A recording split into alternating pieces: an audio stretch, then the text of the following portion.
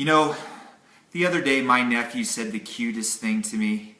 He said, "Uncle, I want to be president one day."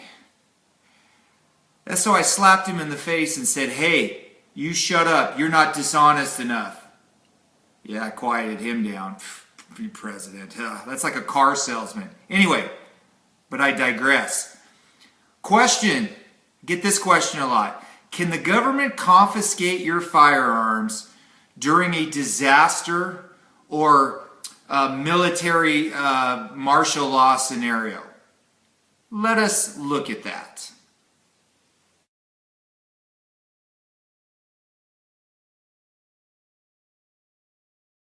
Okay, I'm going to ask the question again. Can the government take your weapon in a disaster scenario or a martial law scenario? Now, I'm not a lawyer, but I'm playing one on YouTube. You know, and I've done a lot of research on this. I've been looking at this, and, you know, I got to say, the answer to this is a resounding yes and no.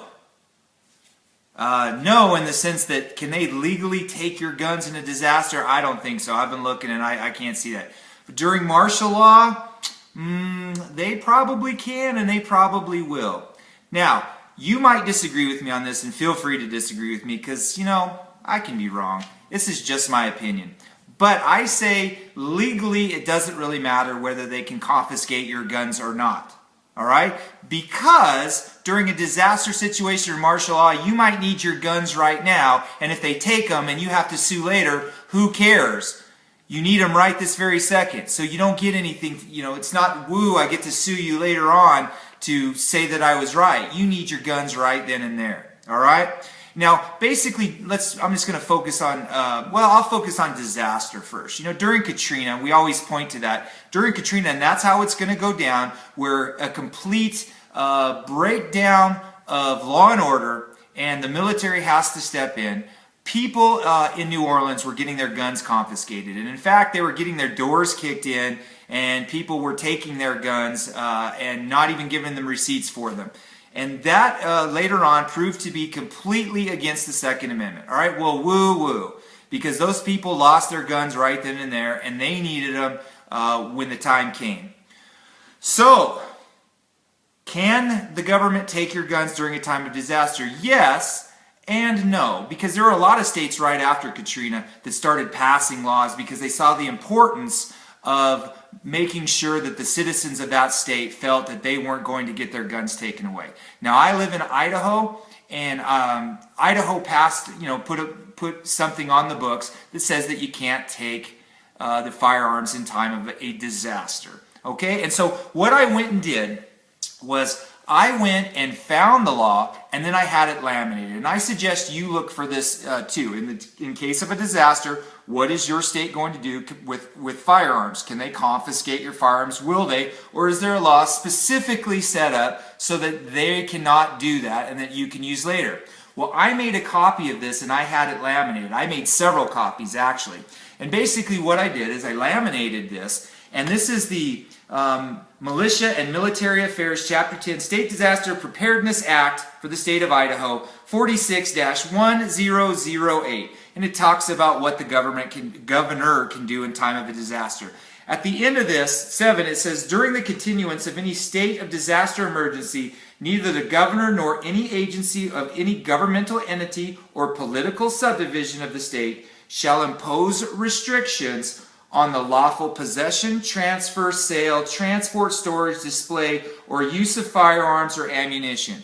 So look, I highlighted that right here. Now, why is this important? Because during a disaster, I'm going to keep this on me at all times. And when I come up against any law enforcement that say wants to take my gun, I'm going to show them this. I'm going to actually show them the law that states that they can't do that.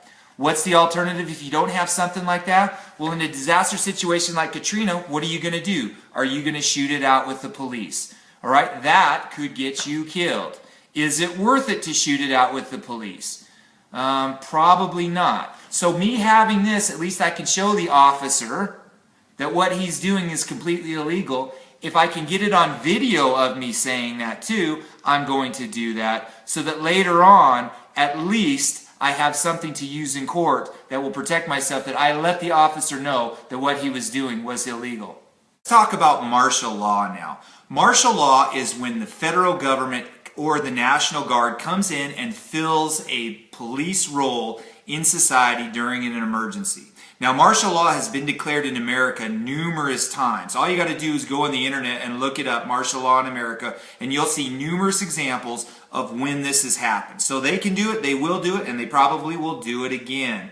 All right, having said that, martial law is basically the suspension of habeas corpus. Habeas corpus means that you cannot get arrested without being in trial and having a hearing. So basically what can happen is, without habeas corpus, they can arrest you and detain you for as long as they want. And it's also the suspension of numerous different things. Although I haven't seen anything about taking away firearms, if they can arrest you for anything, and they can take away, the freedom of speech, freedom of the press, they can search you when you travel, they can take away the internet, they can take your private property if they needed to. Whatever they're taking, they can certainly take away your firearm, I'm pretty sure. And if they can't, again, we get to prove it in court later on after the disaster, if there is an after the disaster kind of scenario, and it just really depends on what you're facing at that time. So martial law, they can do a lot of stuff to you, and a lot of things have been designed so that martial law can be total and complete, all right? And that's going to include taking your firearm, whether it's written or not. You know that could happen to you. All right, so now having said all this about whether it's legal or not, can they do it, can't they do it, they're probably going to do it when there's an emergency. And you got to think about this. Think about a military guy, or think about a law enforcement guy. They're away from their family. There's some kind of disaster. There's stress going everywhere. People are talking back to them. People are freaking out. How come you haven't done anything for me? Where's FEMA? Giving them trouble, and there's raping, murdering, pillaging going around, looting, and they've got to do things. They're probably not in the best mood. So can they take your gun? You could pretty much bet on this. So here's my suggestion to you. And this is what I say to people all the time. If you have firearms, you need to have a number of confiscation firearms. And people will disagree with this, but hear me out. A number of confiscation firearms, whether that be .22s, .38 calibers, small guns, whatever, usually handguns, all right? When you're out and about in society, and whether you can go and it's safe, where you don't need a rifle, you should have a handgun on you, all right? And keep your handgun covered up. In the event you're stopped by the police, you're detained, and you have your firearm confiscated, you've already made plans that that's your confiscation gun. It doesn't matter, I'm prepared to lose that gun when I'm out at a checkpoint or something like that. And it's typically a small caliber weapon or whatever, as opposed to losing your main battle rifle that costs you $2,000 or $3,000. That's really going to be a bummer if you get into some kind of situation where the police are pointing guns at you and saying, hey, give me your gun. So at least you can protect yourself when you're out and about. You keep it hidden, and if you get searched and it gets taken away, and you've held up the card that says you can't do this, and they don't care, and they confiscate your guns, you're not really out too much. You've made plans for that. So I highly urge you to do that. It also might come to a point where you might need to bury your guns to go get them later. So you might want to come up with an idea of where, how to bury guns, and keeping your firearms and your ammunition safe, all right? You don't necessarily want to keep them in your house all together. Have them split apart so that, if you do get your house raided in a Katrina-like situation, that they can't take all of your stuff. Because firearms are very important to stop looters, criminals, people who want to hurt you, people who want to take your food storage. So again, have a confiscation gun, and I call it a drop gun. It doesn't matter that, hey, go ahead, you're right, officer, okay, go ahead and take my gun. And you go home, get another confiscation gun, put it on, and you're going to be okay, and at least you can defend yourself. And use your battle rifle for defending your house or when you're bugging out and you have to go somewhere. So there you go. Can the government confiscate your gun during a time of crisis? I hope that's clear as mud.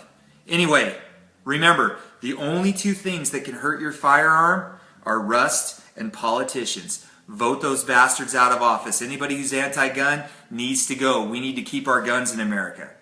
Anyway, if you're liking this, put a like down at the bottom. Share it with your friends. Subscribe to our channel. We really appreciate it. For Survival Skills 101, I'm the Rhino. Are you prepared to look forward?